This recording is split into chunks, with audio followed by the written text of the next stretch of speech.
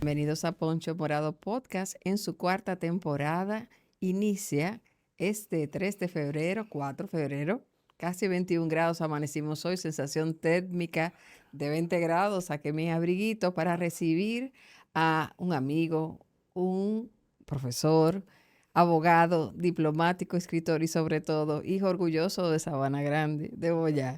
Sí. Bienvenido a Poncho Morado Podcast, No, queridísimo para mí es maestro Iván Gatón. un honor, porque yo tenía referencias suyas, porque aquí había una institución que funcionaba de una manera espléndida. El Centro Dominicano de Promoción de Exportaciones fue una escuela. Sí. Y todos los que salimos de allá, de una manera u otra, tenemos vasos comunicantes. Y yo la conocí a usted a través de Iván Emilio Ogando. Mi compadre, embajador de la República Dominicana ante el Reino de Bélgica. Querido compadre, un abrazo, porque yo sé que Laura, su amada esposa, siempre nos sintoniza, o sea que de refilón me oye. De parte de su tocayo Iván, un abrazo fraterno. Qué mejor referencia que ser presentada por ese compadre. Pero Iván, el profesor Iván y yo tenemos también una amistad que se vincula por varias vías, una de ellas por un amigo común que era mi compañero de trabajo en la Dirección General de Aduana y a la vez con pueblano suyo. Se recuerda de, ay Dios mío, luego me voy a acordar el nombre, ¿O será de pero Sedopex?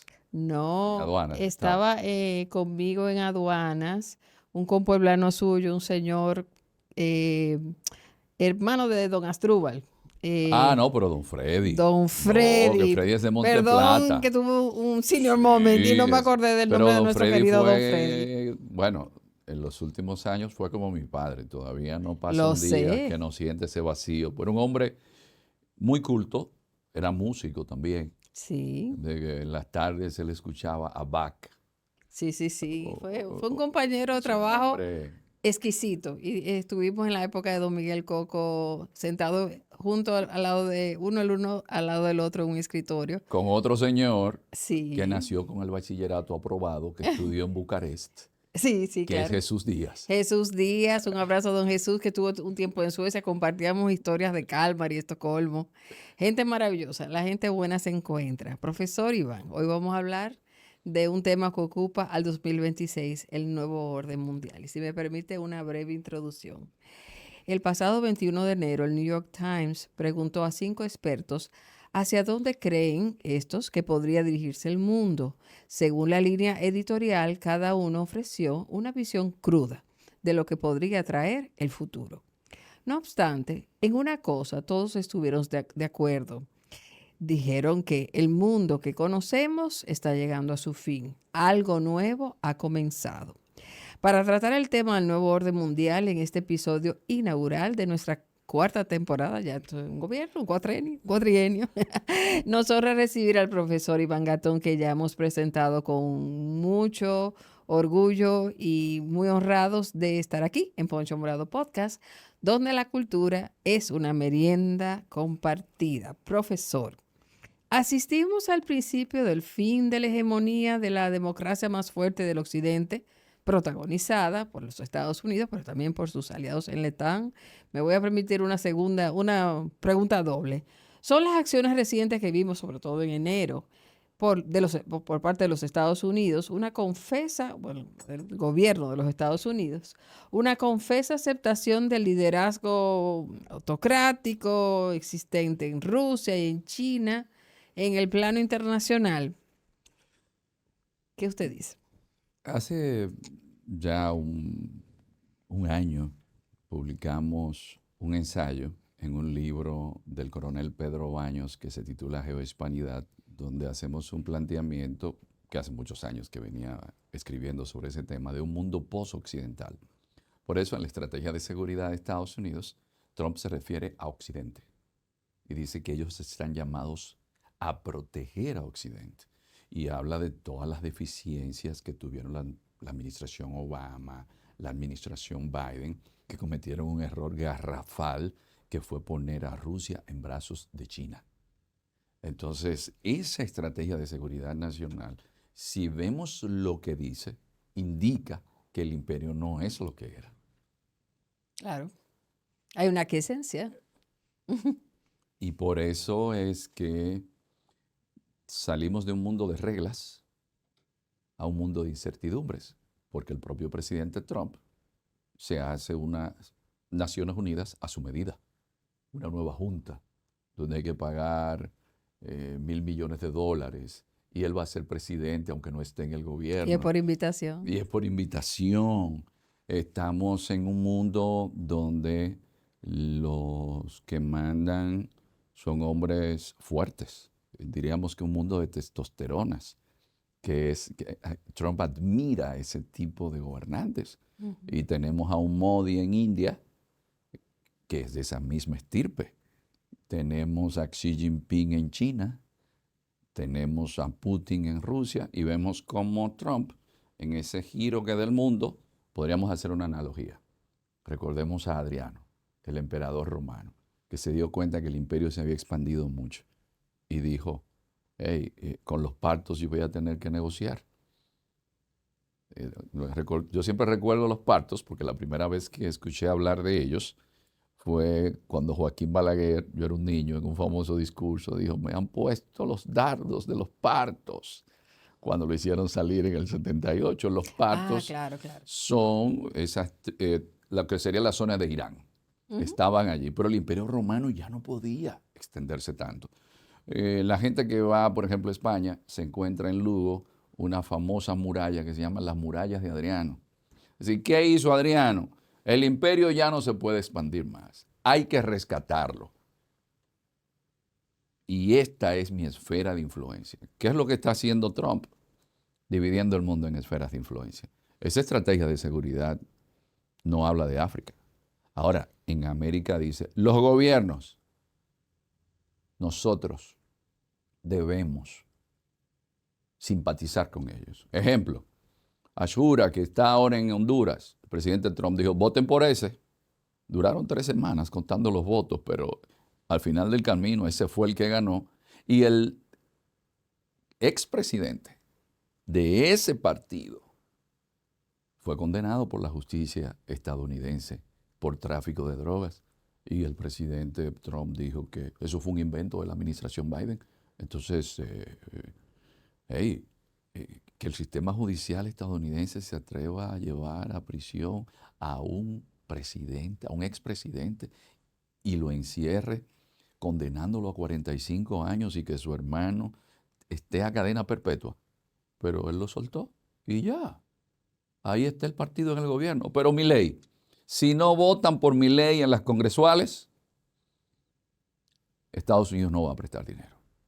¿Qué hicieron los argentinos? Tuvieron que votar por Milei. Pero eso es parte de la estrategia. Lo de Venezuela.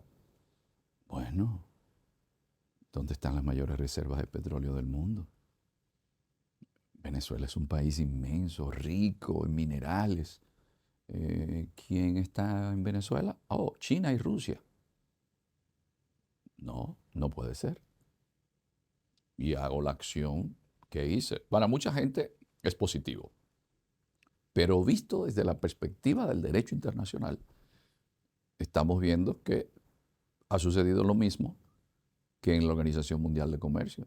Le pusieron una bomba y le explotaron porque Trump le pone aranceles a todo el que él quiera. O la administración Trump.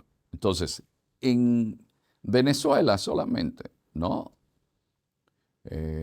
Chile, que tiene como principal socio comercial a China, le advirtieron de que no utilizara tecnología china en el espectro telefónico. Pero eso se lo dijeron también a los demás países de la región. Bueno, miren, Perú inauguró un muelle que compite en el Pacífico con el de Los Ángeles, Chancay. ¿Y quién se iba a imaginar que los chinos iban a estar en el patio trasero de los Estados Unidos. Argentina, a pesar de Milei, el vínculo que tiene con China es más grande de lo que la gente se puede imaginar. O el gigante de nosotros en América, que Brasil. tenemos un gigante que nos habita. El principal socio comercial de Brasil es China. Pero eso no queda ahí. Busquen todas las islitas del Caribe y van a ver una gran presencia china. Y en el caso de República Dominicana. Bueno, los chinos, recordemos Ujú. lo que sucedió con relación a las aspiraciones chinas del muelle de Manzanillo, de un tren que uniera a Santo Domingo con Santiago. La línea es ni inversiones en infraestructuras ni en tecnología. Claro está, no estamos hablando del deber ser, sino del fenómeno de tensión que hay en el plano internacional, describiendo cómo funciona. Y a qué responde esa tensión. Continúe. Estamos en un mundo de vegetarianos o de carnívoros. ¿Qué enseña la historia humana? Nos alcanzó la historia. La historia nos enseña que el ser humano tiene instintos atávicos y la violencia siempre sobresale. Por eso los fascistas decían, la guerra es la partera de la historia. ¿Qué pasó cuando cayó el muro de Berlín? El mundo quedó tan anonadado porque nadie pensó que iba a implosionar la URSS. Eso nadie lo pensó, no se disparó un tiro y ese imperio cayó. ¿Y qué sucedió? Que como la estrategia que llevó a cabo Nixon con Kissinger del ping-pong, me acerco a China, aunque sea comunista, porque así debilito a Rusia, a esa China se le dieron todas las facilidades. Todas las Y facilidades. ahí sale una persona que tuvo mucha influencia en los intelectuales de la década de los 90 del siglo XX, Francis Fukuyama. Y Francis Fukuyama dice, la historia terminó. A partir de ahora, en lo económico será el liberalismo. Ahora Estados Unidos es proteccionista y China es liberal. Para que entendamos por qué Estados Unidos actúa como actúa. Pero ellos contaban que el sistema que se iba a imponer en términos políticos era el democrático. Sucede que no. La democracia ha retrocedido. Tenemos democracias iliberales. Entonces se equivocó. Estados Unidos pensó. Se equivocó Fukuyama, ¿no? Se equivocó Fukuyama y Estados Unidos que se deja llevar de esos centros de pensamiento. Estados Unidos pensaban ellos que los chinos, desde que tuvieran una clase media fuerte, iban a sacar del medio al Partido Comunista Chino. Pero sucede que olvidaron algo, que Kissinger luego en un libro que dedica a Oscar de la Renta, porque lo terminó aquí en Punta Cana, en la casa de él, dice, ¿y cómo China se ha mantenido ininterrumpidamente por más de 3.000 años? Lo invaden los mongoles con la dinastía Yuan, que se instala el hijo del Kublai Khan, el Kublai Khan, el nieto de Temujin o Gengis Khan. Sale la dinastía Yuan, pero en el siglo XIX entran los ingleses con la guerra del opio, 1839-1842. Vienen los chinos y lo invaden los japoneses, los rusos le quitan, todo el mundo fue y cogió su pedacito, los portugueses tenían Macao y dice Kissinger, ¿y cómo se han mantenido? La cultura. No han perdido el sentido de su cultura. ¿Y cuál es la base de la cotidianidad china? El confucianismo.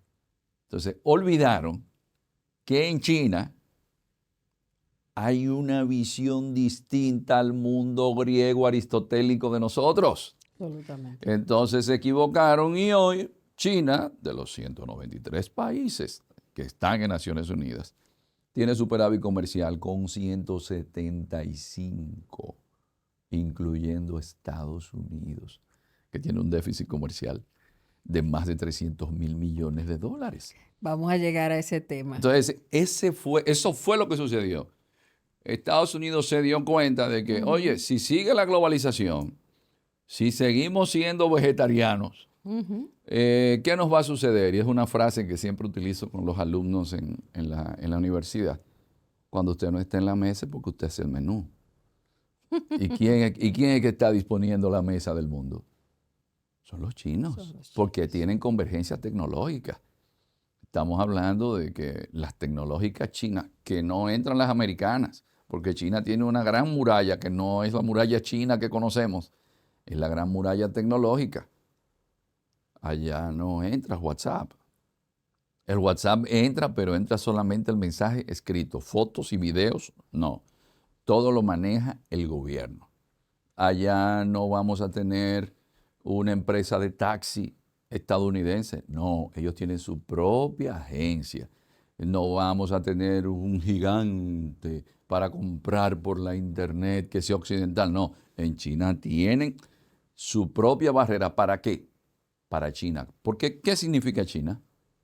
Zhongguo, el reino del centro. El centro del mundo somos nosotros. Entonces Estados Unidos, quizás un poco tarde, se ha dado cuenta de que si no cambio las políticas, podría ser muy tarde para nosotros. Y quizá ya lo sea.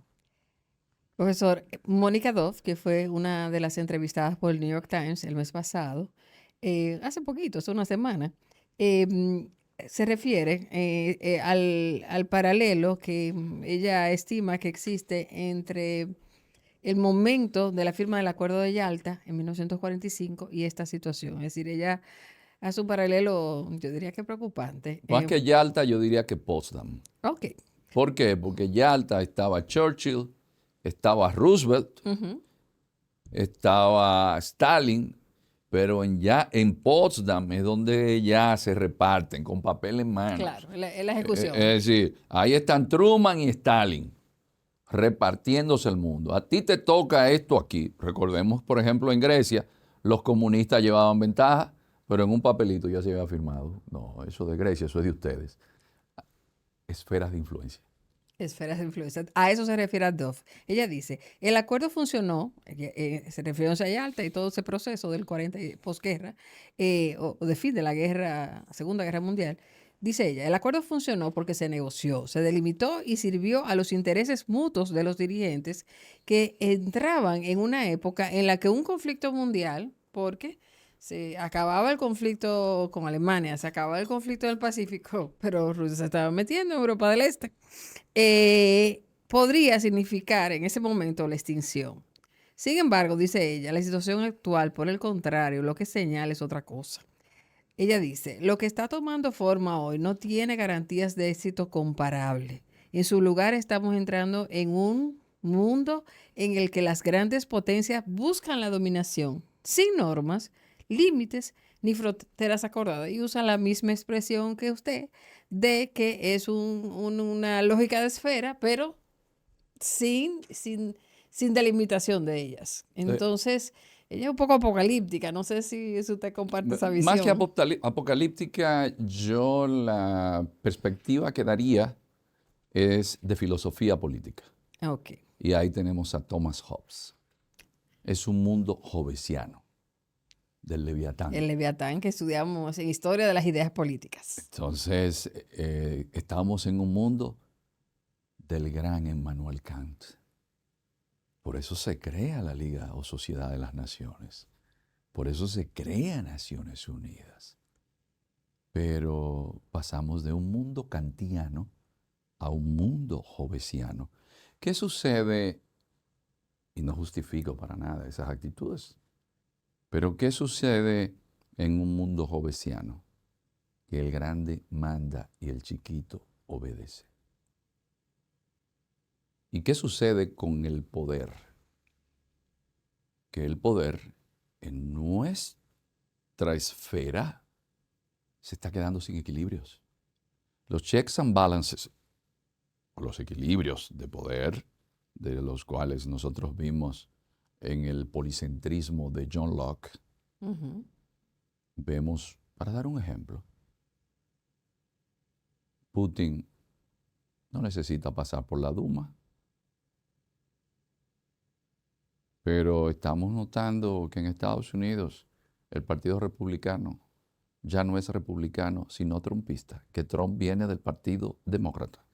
Estamos notando que la Suprema Corte de Justicia de los Estados Unidos es mayoritariamente trumpista. Sí, Trumpista. y trumpista. Estamos considerando cómo el presidente Trump tiene una discrecionalidad hasta para cambiar, y Google lo acepta, y todo el mundo, el Golfo de México por Golfo de las Américas. Y ese tipo de premisas, cuando un jefe de Estado en Estados Unidos le cambia a un centro que lleva el nombre de Kennedy, el nombre le pone Kennedy Trump. Y estamos viendo que los equilibrios de poderes se están perdiendo. Y el grado de aceptación, que es lo que más me sorprende. Lo hace y esa sociedad que es tan diversa, ¿no? Puede haber sectores que se manifiestan en contra, pero realmente en gran medida la vida sigue igual para la mayoría de las personas. Pasa que hay algo, y ahí viene Vargas Llosa, la civilización del espectáculo. Yo siempre digo que recuerdo que nadie imaginaba que Donald Trump podía ganar. De hecho, Barack Obama, en una reunión que se hace siempre con los representantes de prensa en la Casa Blanca, Sí, fue famoso. bromeó y y dijo, el día que Trump llegue a ser presidente, porque nadie imaginaba que un hombre confeso de que le gustan las celebridades, estar en el medio, podía llegar a ser presidente, que iba a una lucha libre. Pero Donald Trump dijo algo: yo puedo dispararle a alguien en la Quinta Avenida y después decir que no fui yo. Y la gente me lo va a creer. Es el mundo de la posverdad. Entonces, ¿qué sucede? Que la agenda woke le abrió las puertas a Donald Trump. ¿Por qué? Porque es un tema sociológico. Y Weber lo decía claramente. Los calvinistas desarrollan el capitalismo. Pero si usted, esa sociedad que tiene el destino manifiesto detrás, usted le quiere cambiar esos valores, tú le estás cambiando la fórmula. Tú dices, no, son conservadores. Pero son conservadores los chinos que tienen 3.000 años ininterrumpidos con las mismas prácticas, que un chino de hace 3.000 años vuelve ahora y lo que va a encontrar cambiado es el escenario, pero no el respeto a los mayores. Bueno, en China usted cae preso si no visita a sus padres ancianos. Vamos a decirle en India, que son más habitantes que China, que han permanecido por 3.000 años. ¿En base a qué? A la fórmula. Pero nosotros rompimos con eso. Estados Unidos, Trump se da cuenta de esa debilidad. Pero ese es Steve Bannon. Y dice, no, recuérdese que Trump no era cristiano protestante. Pero después Trump, usted se recuerda de Gille Ávila, un famoso predicador puertorriqueño. Y de otro más que se llamaba Jimmy Swaggart. Que murió el otro día. Que vino aquí al Estadio Olímpico. Trump ahora se codea con esa gente, con grandes evangelistas, y se pone a orar antes de cualquier actividad, pero atrayendo el voto ¿de quién? De esa gente. Entonces, los demócratas olvidaron un poco ese elemento de que estamos en otra civilización. Ahora los medios de comunicación, que hablamos de que vamos a tener restricciones para los niños hasta los 16 años, por ahí se va a colar también identidad digital, que para tenerte vigilado y de ahí saber todo lo que tú haces y tener más información que tu psicólogo. y que tu psiquiatra sobre ti. ¿Por qué? Porque estos medios, Barack Obama se equivocó, dijo, la tecnología va a salvar la democracia. Pero ¿cómo gana Trump? Cambridge Analytics se dio cuenta de que utilizando Facebook, los perfiles de la gente, él podía darse cuenta de cuál era su preferencia. Y a partir de ahí han utilizado la red. Y eso es lo que pasa. Porque en el mundo de la posverdad no hay pensamiento crítico. Y por eso todo el mundo está tranquilo. Por la falta de pensamiento crítico. Hay una aceptación o una sensación de que somos tan pequeños frente al poder que más vale aceptar las cosas como son. O también, como decía Octavio Paz, estamos en un hedonismo sin sacrificio. Sí. Todo el mundo quiere ser feliz. Todo el mundo cree que va a ser feliz. No, yo voy a ser feliz. Yo tengo que estar cómodo. Para eso yo lo que hago es tomar el celular y el algoritmo me va enviando todo lo que a mí me gusta. ¡Ey! Pero eso está calculado. Para Entonces, mantenerte para mantenerte anestesiado. topado. Es decir, tú no estás interactuando con otros seres humanos. Porque cuando miramos nuestro celular, Es un le hemos espejo. dedicado al día la mitad del día. Pero, ¿y tu humanidad? Por eso es que es un mundo posoccidental y poshumano. Porque ahora vamos a hacer los muchachos a la preferencia. Que salgan con ojitos azules. Que no salga con la nariz del papá para que no se dañe el muchacho. Pero eso es ingeniería genética. Todo eso lo estamos haciendo ya. El transhumanismo. No nos damos cuenta que entramos en una etapa donde lo humano no importa. Ya nosotros hemos ido perdiendo ese sentido de humanidad, que increíblemente empieza aquí, en Santo Domingo. Y la gente me dice, no, pero eso parece increíble. Digo, no, no es increíble, es sencillo. Aristóteles justificaba la esclavitud y que había gente que había nacido para ser esclava. ¿Cuándo cambia eso?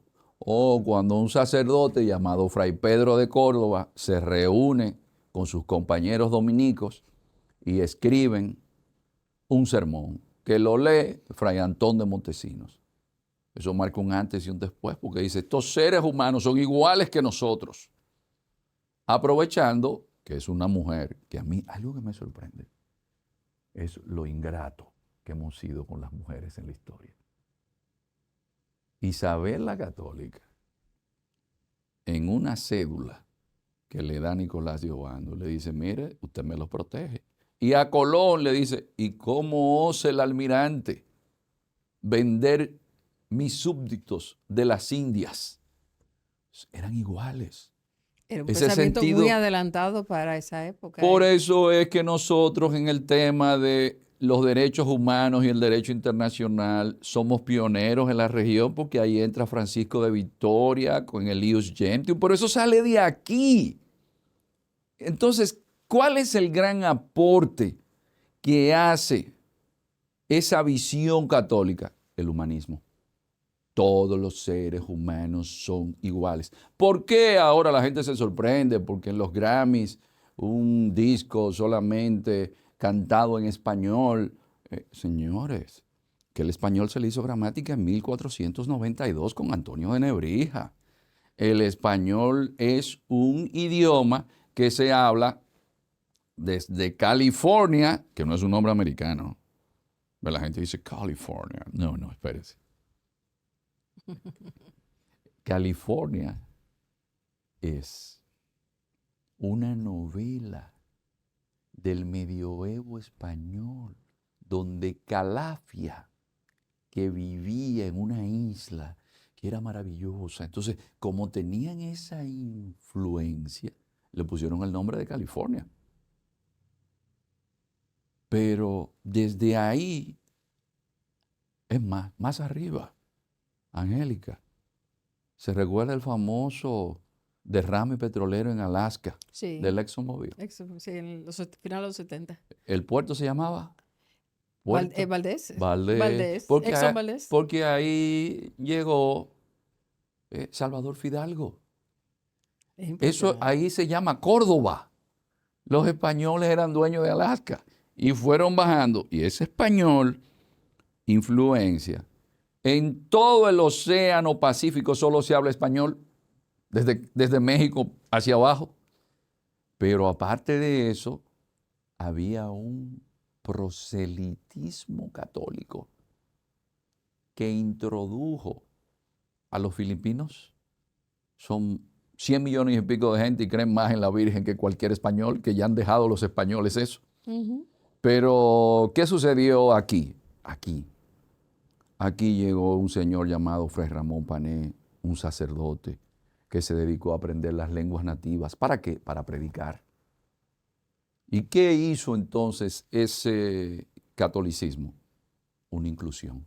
Entonces, ese humanismo que permitió que no importa de qué color tú eres, pero tú eres igual que yo. Es ese humanismo, Ujú. lo hemos perdido. Sí, porque, de nuevo, volviendo a la filosofía, digamos, o al movimiento woke, se empezó a denostar del descubrimiento y la conquista. Pero como explica Ernesto Sábato, que siendo él un joven le enseñó a Pedro Enrique Sureña, el descubrimiento, la conquista son hechos dialécticos. No se puede solo escoger, y menos con valores del siglo XXI, y hacer una crítica. Siempre el homicidio será genocidio, pero a la vez ocurrió todo esto también. Entonces, Pero tomemos en cuenta algo. mientras tanto andan derribando estatuas de No, Colón. pero al pobre Fray Junípero Serra le derruban la estatua, un hombre que caminó más de 2000 y pico de kilómetros para ir a predicar a pie, en un todoterreno, salir de Mallorca para allá. Pero si no llegaban aquí los españoles, llegaban los portugueses. Ujú. ¿Cómo llegaron Y a los Asia? portugueses que llegaron a Brasil nunca le hicieron una universidad, tenían que ir a Coimbra. Los súbditos del imperio portugués tenían que ir a Coimbra. Pero, ¿cuántas universidades? Bueno, el 28 de octubre de 1538 había una bula papal in apostolatus culmine, la Universidad de Santo Tomás, 1451, Universidad de San Marcos en Perú, 1453, Universidad Autónoma de México. Y la capital económica del Imperio Español era México, no era Madrid. Pero ¿cuántos colegios, cuántos hospitales? Bueno, vayamos a la zona colonial aquí para que nos demos cuenta. Entonces, si no venía uno, venía el otro. Entonces nosotros, acomplejados, ¿por qué no vinieron los ingleses? Y aquí una anécdota de un presidente sudamericano, Evo Morales, le dice a un intelectual, mire, porque si hubiesen venido los ingleses, presidente, disculpe, usted no fuese presidente. Porque donde los ingleses llegaban era eliminando a la población nativa. Aquí hubo mestizaje desde el inicio. Por ejemplo, y yo lo digo porque en mi familia somos apellido Boyá. Boyá es un apellido taíno. Y mi abuelo es Rosa Boyá. Sí, Y en qué el interesante. ADN a nosotros nos sale sangre taína. No, pero es que hasta en su faz, profesor, usted tiene al taíno. Pero es que desde el principio aquí hubo mestizaje. En Estados Unidos se permitió el matrimonio entre un blanco legal y una indígena en 1942 y el matrimonio entre un negro y una blanca en 1967. Pero aquí había ya a principios del siglo XVI un negro bereber llamado Juan Garrido, que fue el que trajo el trigo a América, que fue el que construyó la primera capilla en México, que estaba casado con una española. ¿Por qué? Por esa visión inclusiva. Entonces nosotros no apreciamos, y yo les digo, ¿ustedes quieren ver una diferencia entre la colonización francesa y la colonización española, que fue espiritual, más que todo? Pues dicen, se llevaron el oro, el quintil, 20%, el restante se invertía en carreteras y se invertía en infraestructura. Busquemos una zona colonial en pasado en una colonia colonia. francesa. No. ¿Ustedes quieren ver la diferencia? Haití y República Dominicana. Eso nos da una señal. Porque a pesar de libertad, igualdad y fraternidad, pero quien empieza eso es España, no es Francia, porque esa revolución lo que hizo fue cortar cabezas. Y después Napoleón mandó a Víctor Emmanuel Leclerc, su cuñado, aquí, para que esos haitianos que se habían emancipado en base al pensamiento francés, pero le dijeron, no, ustedes son negros, ustedes no cuentan. Pero en España en el siglo XVI había un Juan Latino que era negro y era catedrático de latín en la Universidad de Granada. Hey, no estamos apreciando que por eso es que en los contextos nuestros, negrito, negrita, no es peyorativo. O no tomamos en consideración, y me van a disculpar, pero es una realidad, el canon estético es el de las negras. Hay ciertas curvaturas que son típicas de las negras. ¿Y eso de dónde viene? Del roce. Juan Pablo Duarte era español. Sin embargo, Duarte hizo algo que la gente no toma en consideración. Ingresó negros, ingresó mulatos. Y era el riquito. Pero, ¿qué era? Católico, Dios, patria, libertad. Pero también, ¿y las mujeres? Ay, sin María Trinidad Sánchez. Sin Rosa Duarte. Hay otro dato que no se dice. Y sin el dinero de la mamá de Duarte. Porque eran 12 muchachos. 8. Eran 8 muchachos. Y ella dijo, no, pongan el dinero de la familia, el patrimonio, para el proyecto de Juan Pablo. Oh, pero y sin doña Chepita Pérez. Pero eso lo da la cosmovisión. Yo siempre le digo, usted tiene un aparato celular. ¿Qué software tiene instalado? El programa que estaba instalado aquí era ese. Mujeres, hombres, sin importar el color, interactuando. Por eso es, por esa tradición que tiene que ver con la religión. Porque, ¿qué son las civilizaciones? Son familias culturales, decía Arnold Toynbee. Por eso es que aquí es presidente en la segunda, después de la Segunda República, después de la Restauración, el hijo de un haitiano llamado Ulises Geró. Eso es lo que explica que aquí, en Haití, no se puede. Haití no se puede. Eso es lo que explica que un Trujillo tuviera una abuela llamada Dilleta Chevalier. Eso es lo que explica que un Joaquín Balaguer fuese descendiente por los Ceró. Y el líder de masa más grande que tuvo República Dominicana en el siglo XX, José Francisco Peña Gómez. ¿No nos estamos dando cuenta? Pero yo quiero traerlo, profesor, otra vez al siglo XXI y a la coyuntura que estamos viviendo. A propósito de eso que usted está señalando, sobre nuestras primacías, sobre nuestra identidad regional. Un otro que yo sé que usted conoce muy bien, Alexander Dugin, que por cierto habla perfectamente español, impresionante. Lo estaba viendo en una entrevista anoche por un canal de televisión, por supuesto, venezolano. Nos explica, y yo quiero oírlo de usted, la explicación, su tesis sobre la civilización euroasiática.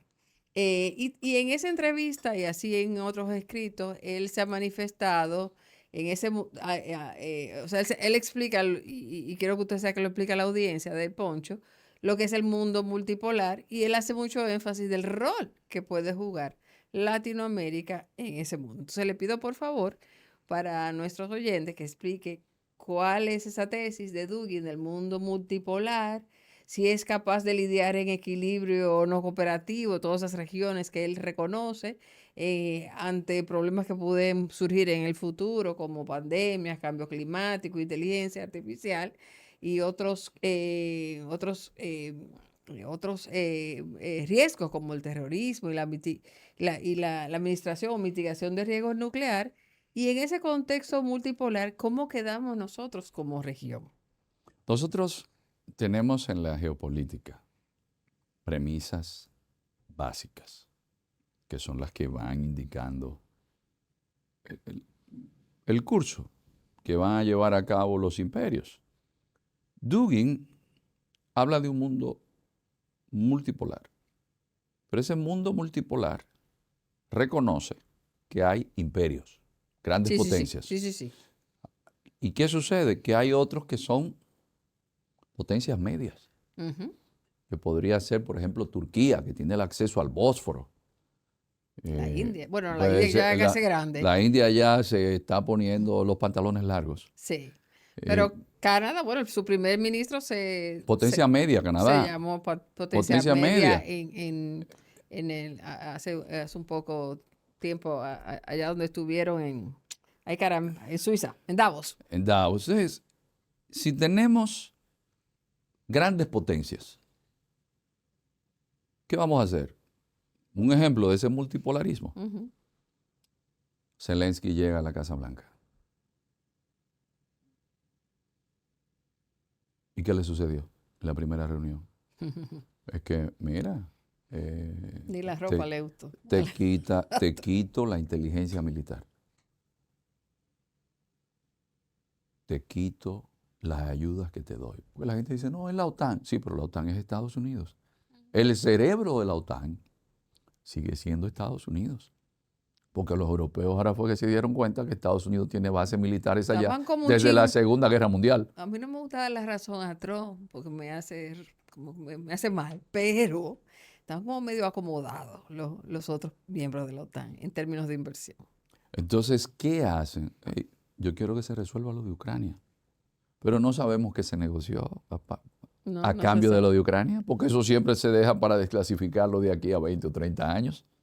Pero, ¿qué dice el multipolarismo? Sí, China, potencia, Ujú, pero regional, ujú.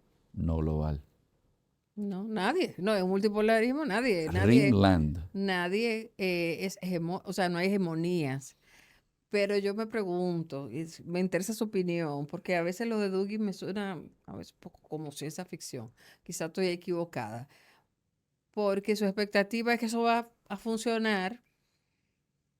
Bueno, él es bastante honesto en decir, pero la soberanía como que se desdibuja un poco y ahí cada región tiene un liderazgo. Por ejemplo, en el caso del mundo ruso, obviamente eso está en Moscú. En el caso de China, eso está en Pekín. O sea, es lo que usted decía al principio, o sea, que las soberanías latinoamericanas como que tienen que ceder un poco y por lo que yo estoy oyendo, en el 28, cuando Trump diga cuál es el candidato dominicano que le Ya, gusta, con ese ese se puede va. ser que ganen. ¿Y qué le pasa a Latinoamérica? Que Entonces, tiene la queda mayor reserva de litio.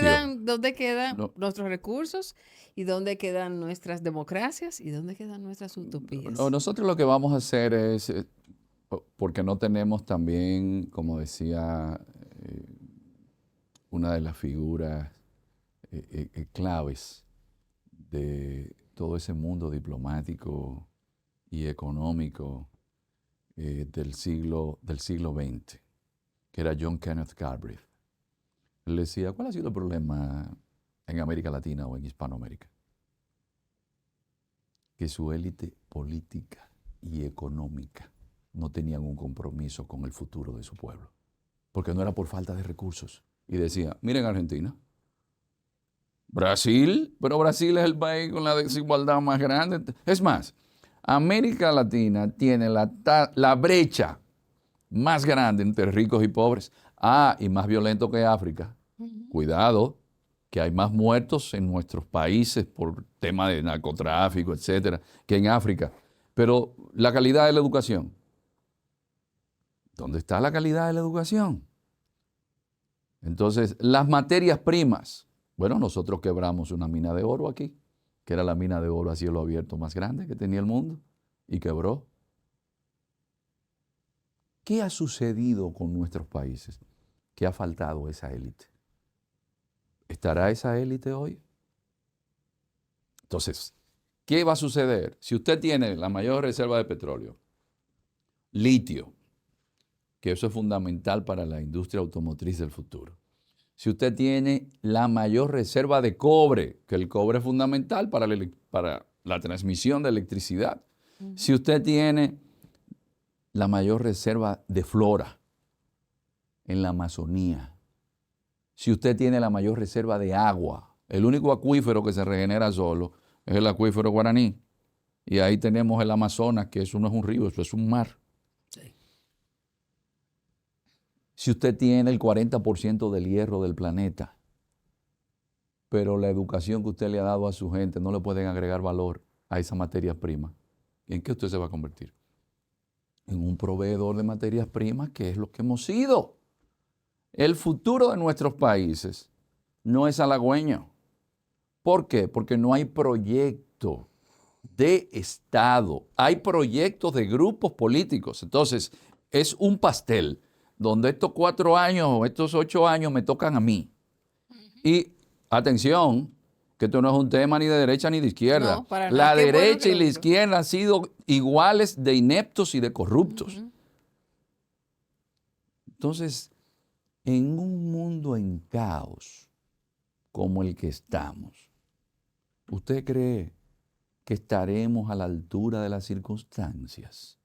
Yo lo dudo, porque eso se logra es con conciencia. ¿Tenemos conciencia del rol que debemos jugar?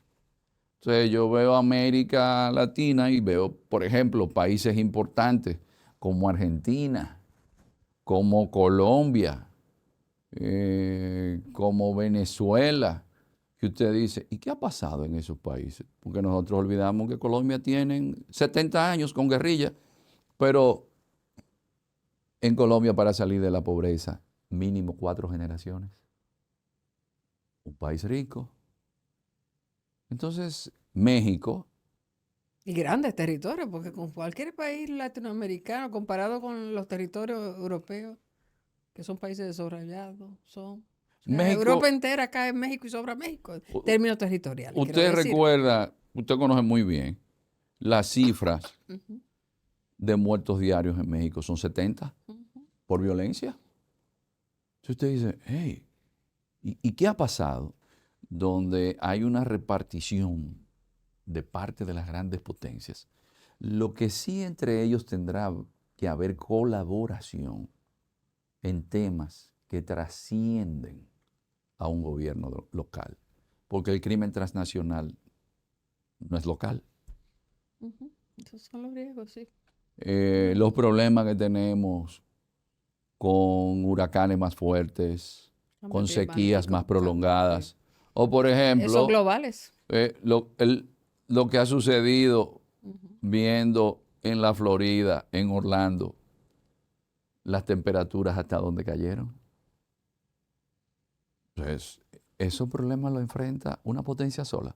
No, porque, como decía el Papa Francisco, en Fratelli Tutti, en su encíclica, Ujú. "Hey, Hermanos esta es la casa todos. común. Sí.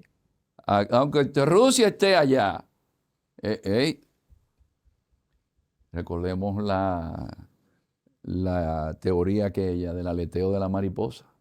Una mariposa aletea en el Océano Pacífico, genera un poquito de viento, ese poquito de viento va creciendo, creciendo, creciendo, hasta que se convierte en una borrasca.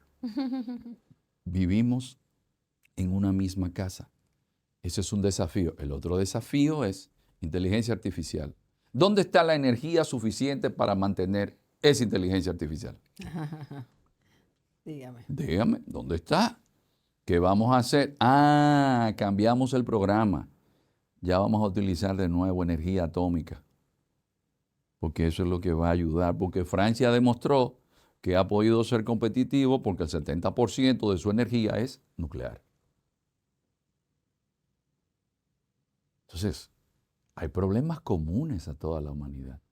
Ahora, el panorama es apocalíptico, porque los que tenemos ideales en un mundo de realismo político, Ujú. wow, sentimos que en vez de utopías, tenemos distopías. Además, las presentes generaciones y las que vienen tendrán un compromiso para tener una mejor humanidad. En sociología Eso es hay un muy término, preocupante. Estaremos nosotros, yo creo que ya lo que tenemos carita, dándole las herramientas, y eso nada más se aprende en la casa o en el aula, no hay otro sitio, para que tengan esa hambre por el humanismo, o sea, por la sensibilidad. Bueno, y en la iglesia también se y aprende por eso, ser libre, por ser porque libre. ¿de dónde viene la palabra libertad? Ujú. Libertad no es ser libre para yo hacer lo que me dé la gana, libertad es ser libre en comunidad. Es decir, Exactamente. no yo encerrarme en mi mundo. Y nosotros perdemos de vista que hay una carga muerta. La carga muerta es todo lo que nosotros encontramos. Y la carga viva es lo que nosotros creamos, porque somos eslabones. Vamos a tener entonces mañana a hombres y mujeres comprometidos con un mundo mejor. Sabes que cuando uno ha sido burócrata, Sí. tiene el privilegio de que siempre se le pega un viajecito. A mí me tocó ir a Japón y algo que me sorprendió en Japón era que había gente que se estaban casando con hologramas. Ay, santo. Ay, no me cuentes esa cosa que me hacen Ent- mal. Entonces, yo digo, ¿y qué sucede cuando un país asiático que tiene mucha tecnología, que no es Japón, cuando envía trabajadores al extranjero, como se sienten superiores, algo que se incluye para tenerlo en el campamento, son muñecas de silicona? Es decir, te estás hablando de algo básico. Ay, Es decir, es tenemos que poshumano. juntarnos en otro programa aquí a hablar de la época de la serenata y esas cosas porque no, me resisto. Adam Tooze de la Universidad de Columbia explica al New York Times que el nuevo orden hay que estudiarlo en clave energética y ya más o menos usted ha referido el tema. ¿Es imaginable un sistema energético en el futuro no basado en la búsqueda del petróleo? Le pregunto. ¿Será China capaz de crear una oferta alternativa verde por oposición a los petroestados? ¿O eso es todavía muy difícil de predecirlo? En ese mundo, en ese sistema multipolar, in- se colarán, ya hemos adelantado también ese tema, estructuras perversas, antidemocráticas. Pero en respecto a la fuente de energía, y eso queda claro que estuvo muy ligado a lo que ocurrió el día 3 de enero.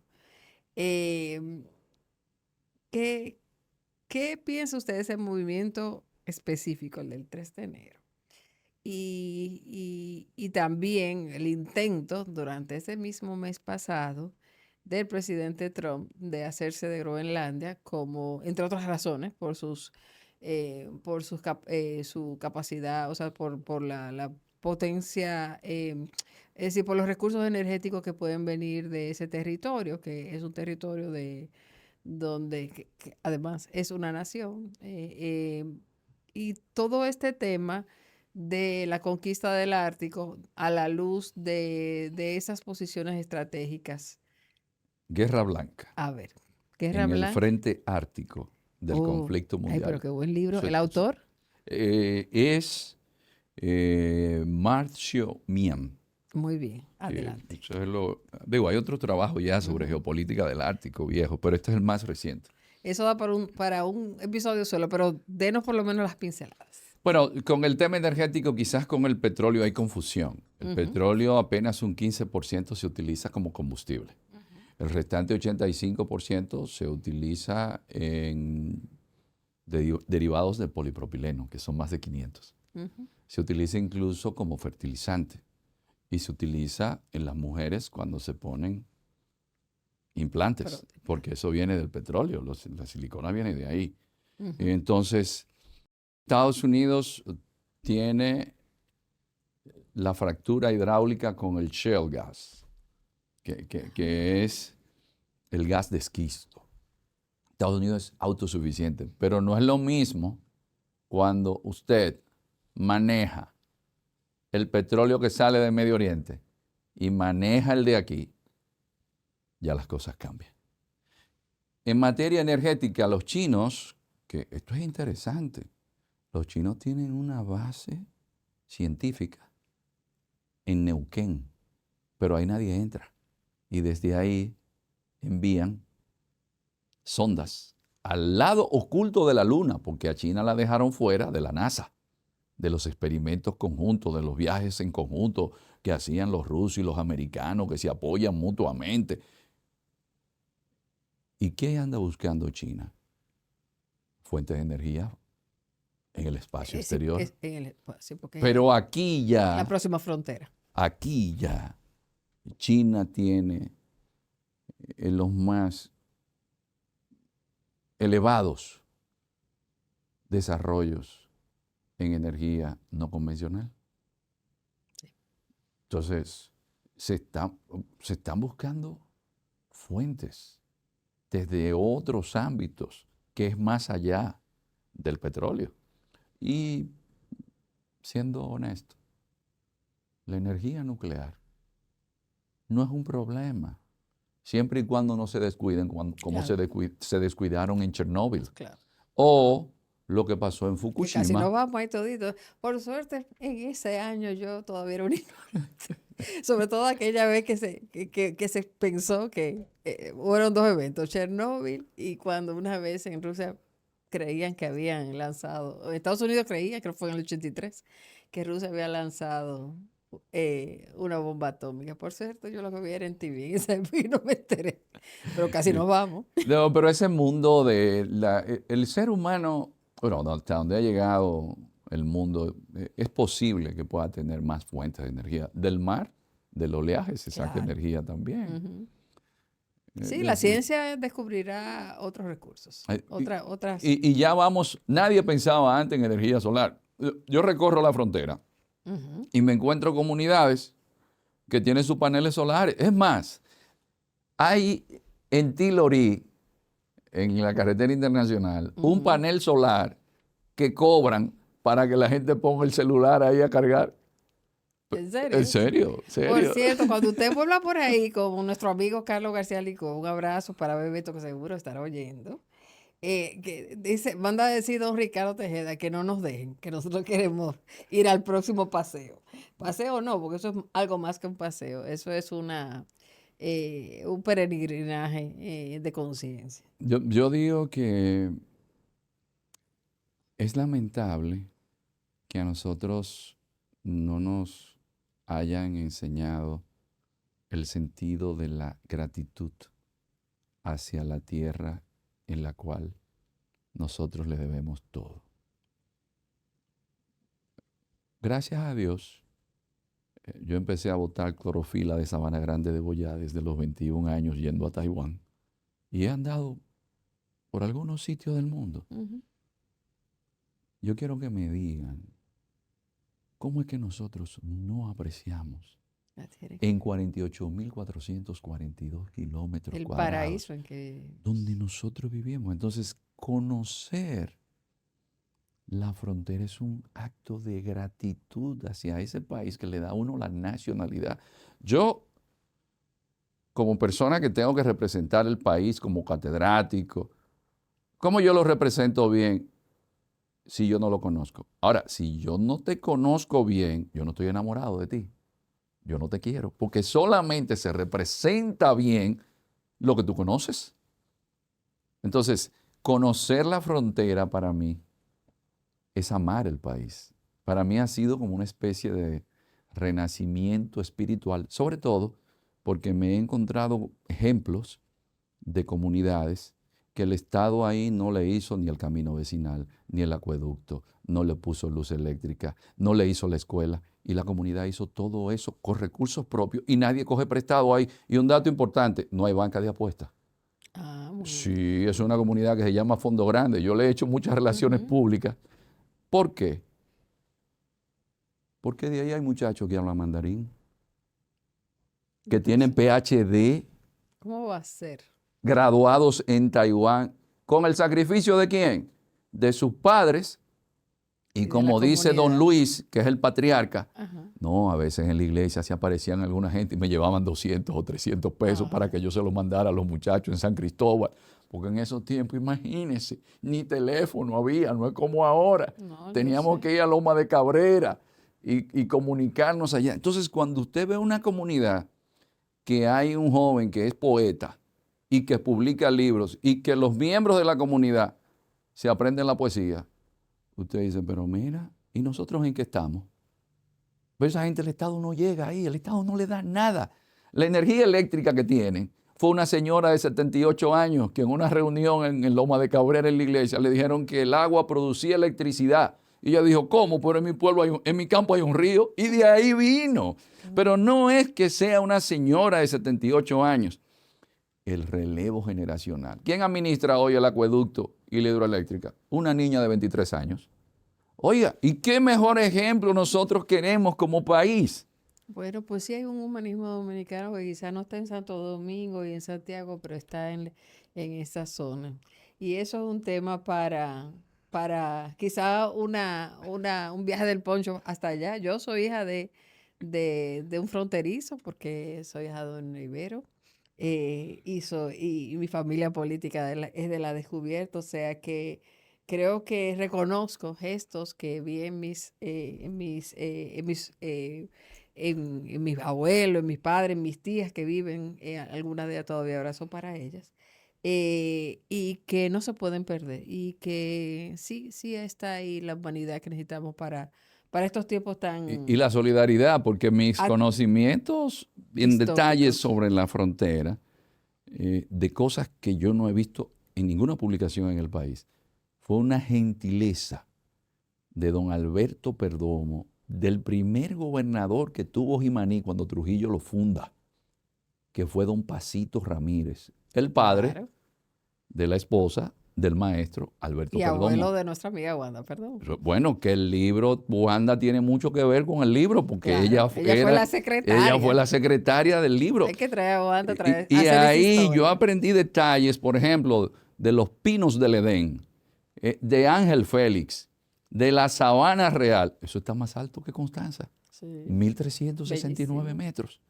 Entonces, gracias a gente que de esa zona, que han tenido esa gentileza, esa amabilidad de contribuir con el país, porque algo que no podemos olvidar, el país cambia en la medida en que nosotros cambiamos y mucho más si hacemos cosas positivas.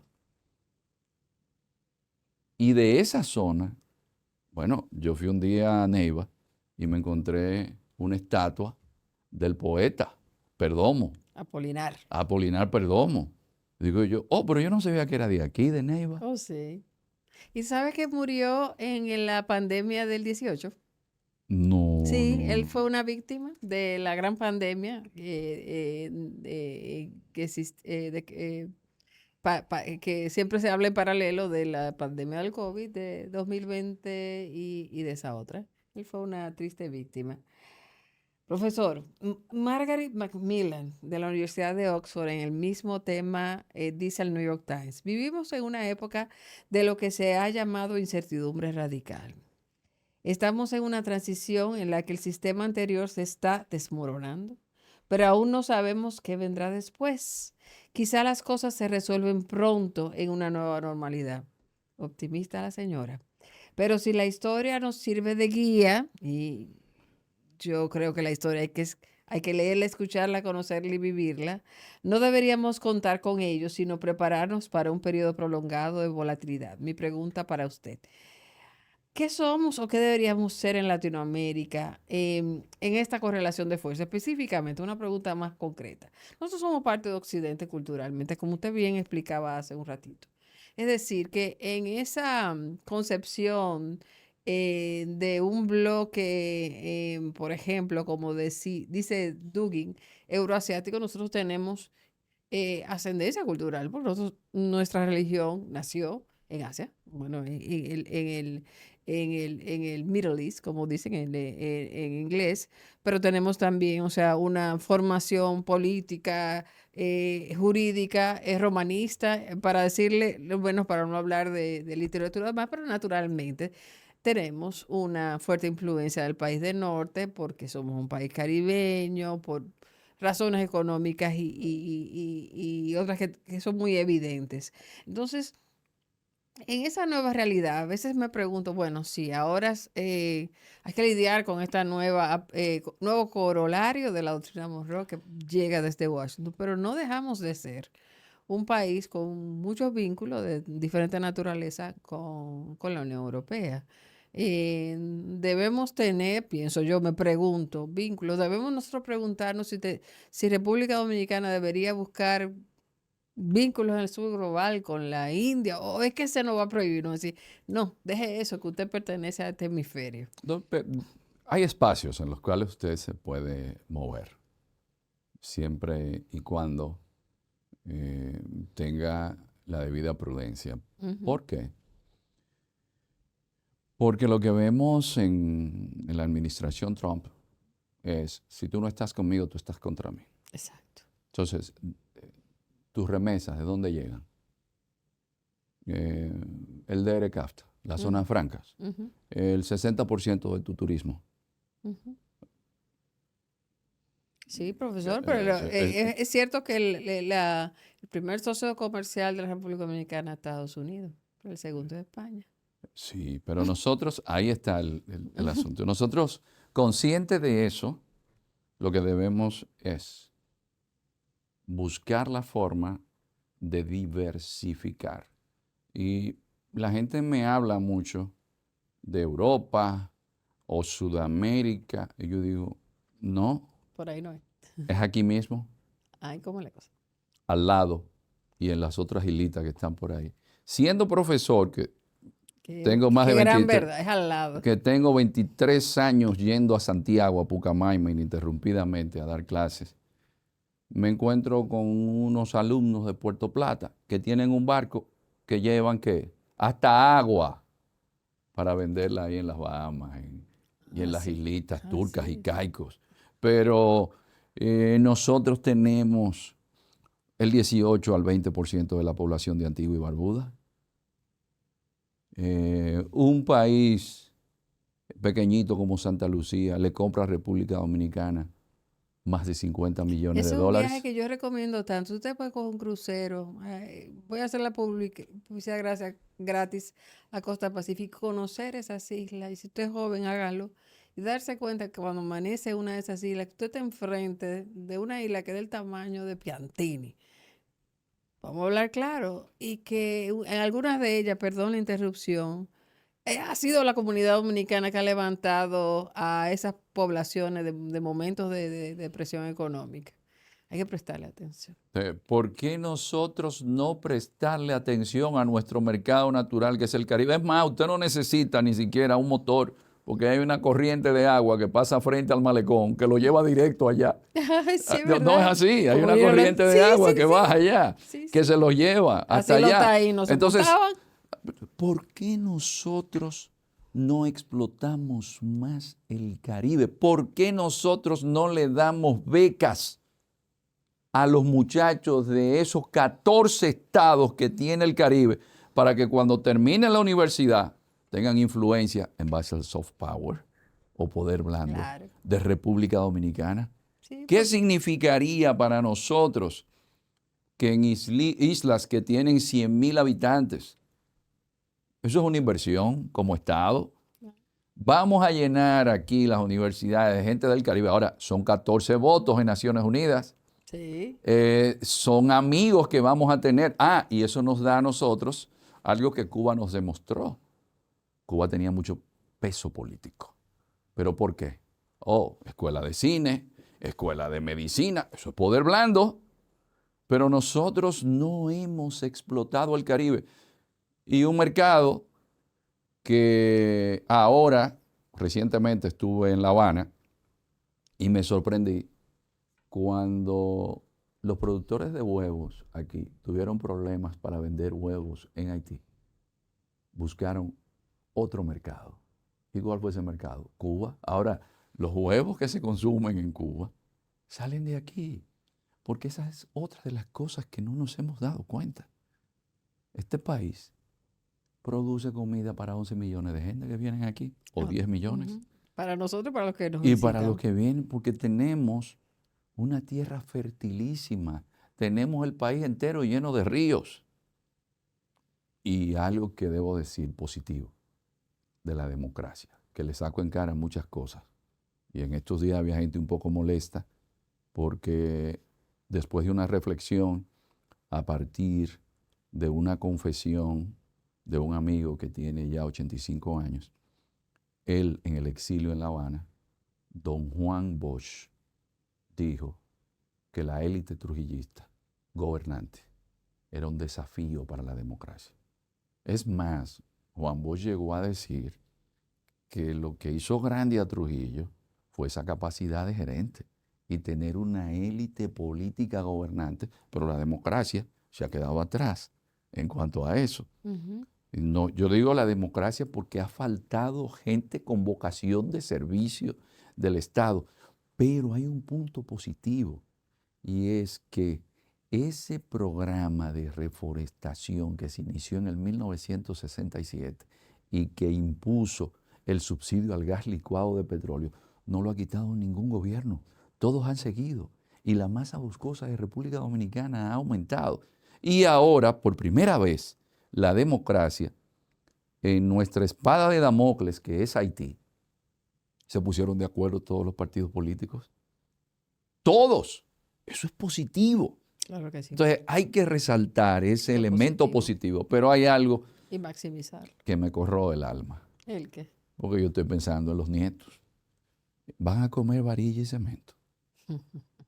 ¿Cómo es posible que Salcedo, o mejor dicho, la provincia de María Trinidad Sánchez, Moca, se esté construyendo sin tomar en consideración un planeamiento urbano? ¿Cómo es posible que esa tierra fértil la desperdiciemos? Sembrando. Es decir, tienen que pensar en el futuro. No olvidemos que nosotros estamos obligados a alimentar a 11 millones de gente que quedan ahí, de vecinos que no tienen agua, que tienen 2% de masa boscosa. Entonces tenemos que ir pensando Claro. en el Porque ellos no van a futuro. desaparecer. Al contrario, se van a multiplicar. Se van a multiplicar. Y más temprano que tarde hay que tomar conciencia. Pero qué interesante. No sabía de ese fenómeno de María Trinidad Sánchez. Voy a prestarle más atención. Y en Moca. En Japón, usted no construye en zonas fértiles, porque Japón tiene pocas zonas fértiles. Y es planificación. Ujú. Pero ¿cómo es posible que aquí hagan una autovía y al lado de la autovía después un caserío? Pero y el Estado ahí va a tener que invertir en un acueducto nuevo. ¿Y la planificación? Antes de que se me olvide, perdón, empezamos a hablar de la situación en el Ártico y recomendaba el libro que trae en sus manos. La pregunta que tenía sobre el particular es, qué tan importante? O sea, sabemos del interés de la Casa Blanca, de la administración Trump por ese territorio. Las razones confesas son presuntamente estratégica, no hay que dudarla, bueno, pero lo imperioso de ese activismo que tiene Donald Trump, no lo vamos a discutir. Lo que quiero es conocer de su parte si además ese no es un continente, pero esa zona, ¿no? Es en sí misma una ruta que equilibra o que puede ser zona de crisis por el interés que pueden tener los diferentes polos sobre ella, sobre todo a medida que el deshielo avanza, que es muy triste porque el deshielo parece interesarle a las potencias porque facilita el tránsito, pero a la vez le hace un daño terrible pues a nuestro planeta. Hay una realidad. Antes solamente se podía navegar 2 meses al año. Ujú. Rusia, que creó una ciudad, ahí Murmansk, tiene una base, incluso un buque con energía atómica para poder hacer las exploraciones o explotaciones mineras. Ujú. Por esa ruta, con sus buques rompehielos, puede navegar. El Ártico, sí, porque el mundo hay que tomar en consideración la ubicación geográfica. ¿Dónde está Groenlandia? Encima de Canadá y de Estados Unidos, y por ahí hay un paso. Metido en el círculo polar ártico. Pero yo me atrevo a decir que eso no tiene que ver con el tema de seguridad nacional, porque Estados Unidos tiene una base militar en Pitufic. Claro, claro, sí. ¿No tendrá eso que ver con la personalidad del presidente? Que se diga mañana que esa isla la agregué yo, porque Es Dinamarca posible. es parte de la OTAN.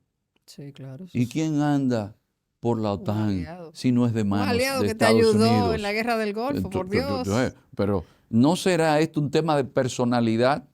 Pero también se dice, profesor, que los amiguitos de Donald Trump, los tecnológicos, tienen interés en ese territorio para explotarlo y hacer como una ciudadela de alta tecnología y que probablemente estén detrás de los recursos acuíferos por la inteligencia artificial. No sé si a veces uno ve fuentes que pueden parecer películas de ciencia ficción, pero podría ser que haya algo de eso, ¿no? Pero es que no hay objeción a que lo puedan hacer. Ahora, la Porque explotación de eso es difícil, como que ese hielo no, está lo que duro. pasa es que ahí hay mucho uranio, no es tan fácil la Sí, está allá explotación, abajo eso. pero es que no estamos hablando de un país enemigo de Estados Unidos. No, no, no, Es no. un país que tiene bases militares de Estados Unidos. Sí, sí, sí. Incluso Estados Unidos cerró bases militares. Claro, voluntariamente. Si es por seguridad, por eso yo digo, es un tema más de personalidad que de seguridad. Yo creo también, pero yo creo también que los amiguitos le han ido a decir, no, nada. Sí, pero es que mañana si le dicen a Dinamarca, mira, yo Vamos a quiero un que hagamos acuerdo. este arreglo, pero lo increíble es que se pierda el sentido del respeto Ujú. y de la prudencia hacia un aliado. Ese aliado no es enemigo. A un enemigo se le habla así, Exacto. pero no a un aliado. Eso es lo históricamente trágico de ese evento de enero del presente año. Ahora, si algo debe darnos miedo, es que la mayoría de los analistas llegan a admitir que Trump aplica en política internacional una política que es la política del loco. Sí, sí, Es que eso decir, es un modelo por ejemplo, económico. en esa política del loco, Y mucho también de la teoría de juegos, del equilibrio no cooperativo. No soy economista, pero a veces me gusta leer sobre esos temas. lo vemos con Colombia. Trump dice, él se asustó después de lo que yo le hice a Maduro. Entonces, ayer, bueno, en estos días, lo recibe y Trump dice, lo que pasa es que yo no lo conocía. Pero ahora que lo conozco, ya hemos llegado ahí a unos arreglos. Sí, Todo ya. muy bien. Hablando la gente se entiende. Entonces, dice Petro que va a colaborar para temas en Venezuela y toma una gorra de la que dice Make America Great Again. Entonces agarra y le pone una S a América. Y que Trump le dijo que eso se veía bien porque era Américas. Señores, tiene que ver con alguien que está haciendo una presión con su forma de ser que deja a todo el mundo anonadado porque no saben por dónde va a salir. Y eso es lo que sucede. La teoría del loco, él la aplica. Ahora, lo que sí es evidente que no estamos ante un estadista. No, y dicen estos especialistas que ese intento de doctrina Monroe va a tener sus límites, incluso el tema de aranceles, y lo vimos, o sea, como dicen en el subprofundo, tuvo que recular con China, porque la realidad financiera de Estados Unidos es dependiente de esos otros de esos otros mercados. Entonces, no es tan fácil como decir, me voy a enclaustrar y para hacer América grande. Sí, no estamos en el siglo XIX. O sea, en el siglo XIX el resto del mundo era Monte Culebra. O eran países antiguos, eran reinos. Autárquicos. Exacto, pero el mundo cambió y son potencias que tienen poder tecnológico, como la India, como ni hablar de China, pero sobre todo no, sí me produjo mucha tristeza ver el enfrentamiento entre dos aliados. Y que se llegase a ese punto. La OTAN siempre me ha dado un poquito de miedo porque es lo que representa, ¿no? Pero uno quiere pensar que uno de alguna manera se beneficia como Occidente de las acciones de la OTAN, aunque uno no siempre nos identificamos con ellos. Yo no me identifiqué cuando yo tenía 30 años con la guerra del Golfo, para nada. Eh, pero, pero sigue siendo una institución que por lo menos tiene principios, reglas y normas, artículo tal, que se supone que uno sabe cómo puede proceder. Pero volvemos a lo que dice el amigo ruso Dugin. Dugin, que parecería que está Trump ensayando las conductas o el estilo de gobernanza autoritaria que ya impera en China y en Rusia, sobre todo en Rusia. Bueno, a él le encanta eso, pero hay un elemento que no podemos pasar por alto. A ningún ser humano le gusta que lo ninguneen, que lo humillen. Algo que decía un presidente centroamericano es que él se inclinó por relaciones con China Ujú.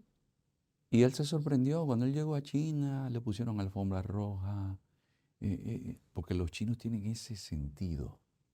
No, no, yo te trato con distinción y mientras más lejos sea tu país, con más respeto lo hago.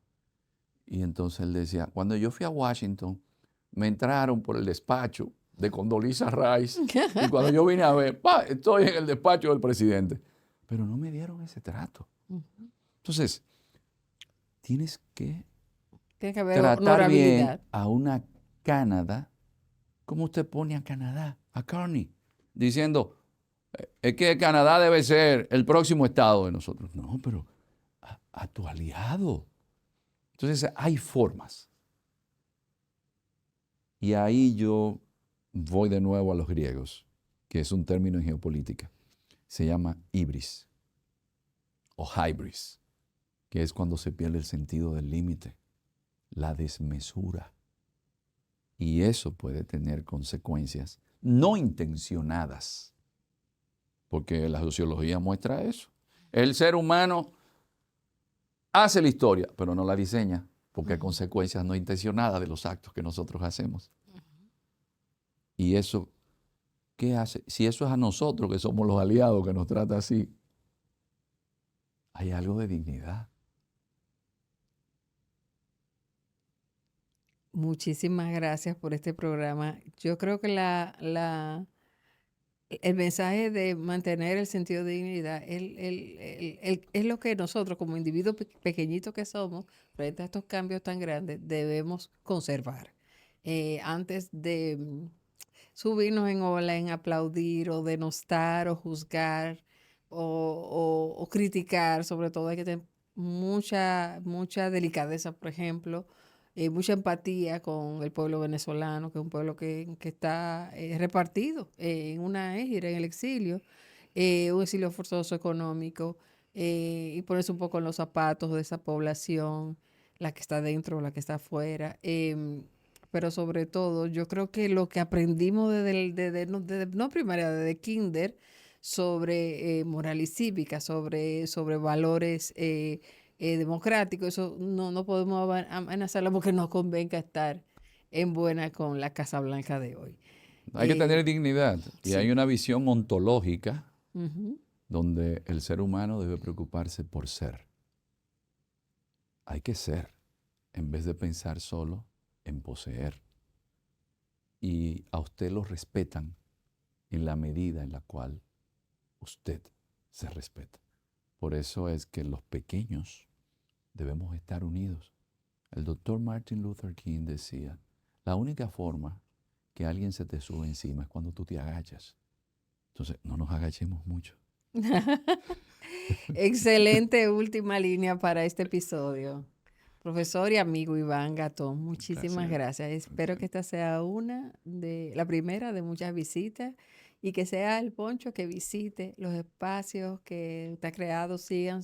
Iván es un usuario de las redes sociales atípico porque está, pero sin dejar que apabulle, ¿no? La información, sobre todo sus cortos sobre historia, sobre literatura, son una belleza. ¿Dónde se pueden seguir? ¿En Instagram En está? Instagram, en i.gatón, para que ya yo soy un señor mayor. Entonces, el hijo mío me dijo un día, papá, ¿tú conoces tal influencer? Digo yo, no. Y cuando busco el pedigrí, acusado de haber matado a alguien, pero es un influencer que es un dembocero. Y hay una muchacha que hace promesa de coito sin garantías, que esa es la influencer del lado femenino. Entonces, digo, mi hijo. Da miedo estar en ese medio, Me dice, ¿verdad? papá, los libros que tú has escrito, ninguno de esos muchachos lo va a leer. Busca la manera de tú llegar. Entonces me dijo, eso es muy largo. Entonces por eso viene la idea de imágenes, no más de 1 minuto. Pero están hermosamente producidas, además con la voz del profesor, una voz así como bien radiofónica. Pero hay mucha gente y el que... contenido de calidad. Y él deja el apetito abierto para seguir investigando, si es de historia, o para seguir leyendo, si es sobre literatura. Búsquenlo. ¿Cómo es en la cuenta? @Ivagatón. no, i.gatón, como un gato grande, i.gatón. Hay algo que debo decir. Hubo una persona que me pidió, estando yo dando una conferencia en Nicaragua hace casi 10 años, que le grabara un poema de José Ángel Buesa. Eso estaba de moda cuando yo era adolescente, eso se regalaba. Y yo cogí el teléfono y digo, bueno, déjame grabárselo, que una compañera de clase de la UAS, de mi hermano. Y no sé cómo eso llegó a donde Juan TH y lo puso en la radio. Y la gente empezó a pedirlo. Entonces, una persona que no me ha dado autorización, por eso no digo el nombre, vio que le hicieron un video y no le gustó. Pidió asesoría de su hijo, se compró softwares y a partir de ahí yo simplemente le envío el audio y después de semanas de trabajo, porque eso es semanas de trabajo para hacerlo. Hay mucho valor de producción. Ella nos ha hecho el favor a todos, porque yo soy uno que cuando lo veo aprendo también. Es bonito porque además es un lenguaje común entre artes tradicionales con estas nuevas artes basadas en la tecnología, pero una comunicación, un diálogo entre generaciones. A mí me da mucha ilusión. Este programa yo lo produzco con juventud, como Marcos, como mi hijo Simón en la postproducción, y es una forma de mantener la comunicación abierta y sobre todo aprender de ellos que saben tanto. Iván, de nuevo, muchísimas gracias. Hasta pronto. Hasta pronto.